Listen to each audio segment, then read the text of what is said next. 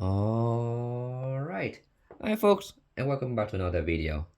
Now, the original idea for this video was for it to be a multi-material video where I outline my experience with playing with different material combination with MissChanger.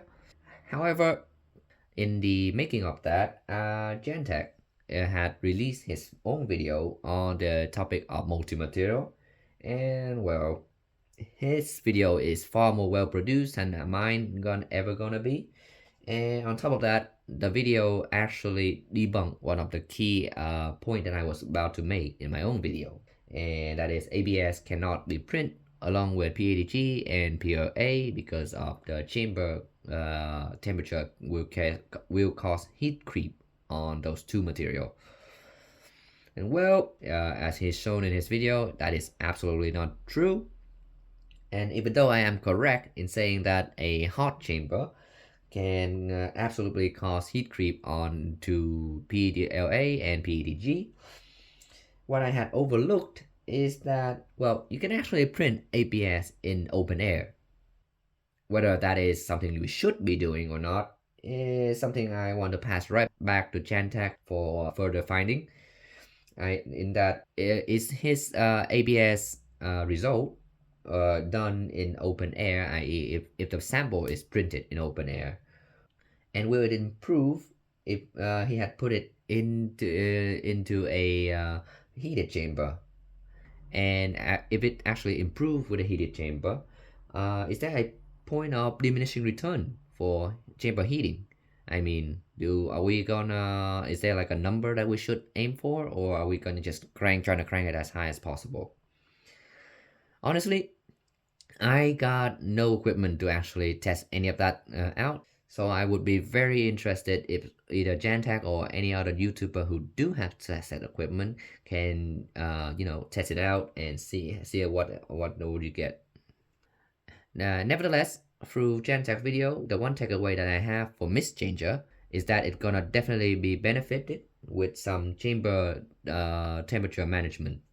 That is doubly true if we're talking about printing ABS, because you see ABS release a lot of VOX and ultrafine particle, which is very toxic thing to be breathing in. And well, as someone who is printing inside my room, just opening the door while ABS is being printed is not an option. So I definitely need some sort of filtering system to filter out all of that toxic chemical whenever I am printing with ABS. And that is where this thing comes in. This is a Nevermore StealthMax, which I had done a little mod to and add this little trap door, if you can see it, where I can toggle between pumping the filtered air out of the system to keep the air in the chamber cool for a PLA and PETG printing, or when I can toggle it to pump that filter air back into the system and keeping all that heat inside for better ABS or nylon printing, for example. The STL and step file for this modification is currently on the MissChanger repository, and of course I'll be pushing them to the Nevermore GitHub repository as well as soon as I'm done with this video. Okay, adding the StealthMax to the system enable more than just the ability to print ABS with PLA and PETG. For you see, now that the filter of the VOX and ultrafine particle is moved into this little box on top, I no longer need to have this Nevermore micro installed underneath the bed as I was before. Well, at least not the carbon basket part of it. What I have done here is that I just take the fan part of the Nevermore micro and I just mount them backward like so. This, together with this Nevermore StealthMax, drastically increase the chamber heating ability of the system for three reasons. First, there is no longer a box of carbon pellet to choke down the airflow through the fan of the Nevermore micro, and that means that more fan is being blown underneath the bed. And second of all, that air being blown underneath that bed that is brushing against a larger area of the bed and extracting more heat from it and spreading it around to the rest of the printer more efficiently. Lastly, this whole system optimizes the airflow within the chamber itself, where the hot air would be got blown out from the back using the Nevermore Stealth Mini fan, and then it's gonna rise up against the back wall and to the top, where it will then be got picked up and sent right back down by the Nevermore StealthMax, and that basically creates a circulation for the hot air to just travel around the system. And with all of that, the air from in this printer can now go from 25 degrees Celsius to 40 degrees Celsius in just 8 minutes, which is a drastic improvement from the 20 minutes with just the Nevermore Max on its own. This is also reflected on the power usage of the bed too, which was hovering around 60 to 70% utilization, and it is trying to maintain the bed temperature of 100 degrees Celsius, up from 30 to 40% that it was before. So with all that in mind, I can absolutely recommend the Nevermore StealthMax, not just for those who are interested in a tool changer, but also for anyone who just want a faster heat up time for their Voron. Nevertheless, I will not be going as far as making the Nevermore StealthMax as a must-have for MissChanger, at least. And this is for, well, not a three reason. The first reason is that the Nevermore StealthMax is a massive project by itself. You see, what I have here on top is just a basic kit for the Nevermore StealthMax, where I just directly connecting the 12 volt fan to the fan header on the controller board in the basement. However, if you are to pursue this system, there is an upper tier smart version of the Nevermore StealthMax, where you can have sensors for Vox and temperature and have the filter react accordingly automatically, which is very cool, but I'll have to leave it to you to figure it out whether it is worth the effort or not. And speaking of effort, the second reason why I'm not going to ask every MissChanger user to have one of these installed is that this thing is actually a really tough thing to print. Due to how big it is, the component for the Nevermore StealthMax is very prone to warping. And in addition to that, as you can see on this carbon wheel for the StealthMax here, there's a bunch of these bridging feature all around the sides of it, which is going to be a pretty difficult print for new or, well, untuned printers. And yep, this is very challenging to make. Lastly, and another challenge for the making of the Nevermore StealthMax is that you might need to order some custom top panel for the thing to be mounted on, with the holes for the air intake and the exhaust. And that panel is gonna be looking something like this. Before we get into this, I need to give you a quick disclaimer, and that is this panel was sent to me from PCB Way, free of charge. However, no money had changed hand, and they had not got any input in what I am allowed to say, and they are seeing this video at the same time you are. Anyway, these holes here are the reason why it took me the entire month of September to warm up to the idea of the StealthMax in the first place.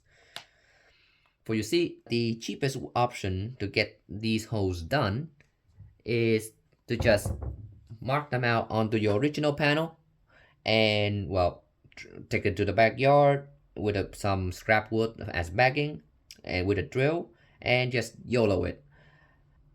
However, this option really does not sit well with me, because this is my one and only ABS capable printer, and I know for a fact that even if it succeeds, I will spend the rest of my day pondering whether I had those holes drilled out perfectly or not.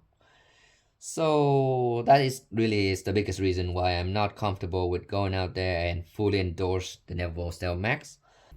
And it is also the reason why I decided that the best way for the MissChanger, at least for my build, is to go with the custom panel route.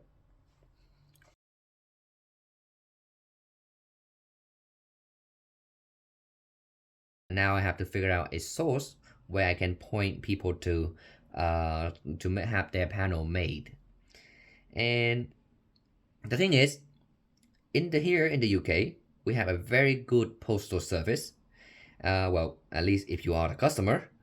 So for me, if something can be made custom in the UK, then it almost not make any sense to have it made anywhere else in the world, because the shipping cost for it domestically will almost always be cheaper than the import tax that I have to pay if it were to be made anywhere else.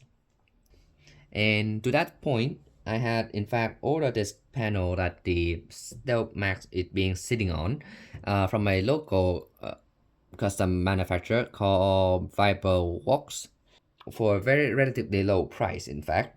And now I'm not gonna share with you the actual price that I got with it because it is a quote per case basis. But what I will say though, it will be a third of the price of the panel that I got from PCB way if I were to pay for it. With that said, however, this is what the packaging from Viperworks look like. Now, that is fine for shipping domestically inside the UK. Once again, we got a really good postal service. But I don't think it's that gonna survive being on a ship or a plane to another country. So I can't put Viperworks down as the supplier for these panel, because if someone in America or Germany or anywhere else in the world decided they want to make a MissChanger printer, they may not be able to get their hand on Viperworks panels. That's just it. So for the sake of this project, I need a source that most people can get access to, no matter where they are in the world. And well, it doesn't have to be cheap, but what it has to be is quality, and it has to be reliable, i.e. actually getting to your door. And for reference, here's what the custom wooden crate that PCBWay had to put this panel in to make sure that it came with to my door in one piece. And now that I have seen it, I am pretty confident that your panel, if you are to order from PCBWay, will also reach to your door in one piece.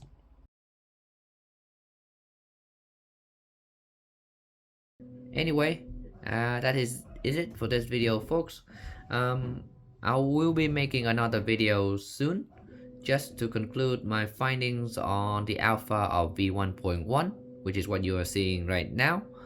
And yep, if you like what I'm doing and you want to see that video, click like and subscribe. If you want to contribute to the project, I had included the GitHub link down in the description below. And there you will also find my PayPal and Ko-fi link, where you can buy me a coffee if you be so kind. And beyond that, thank you for watching, and I'll see you next time.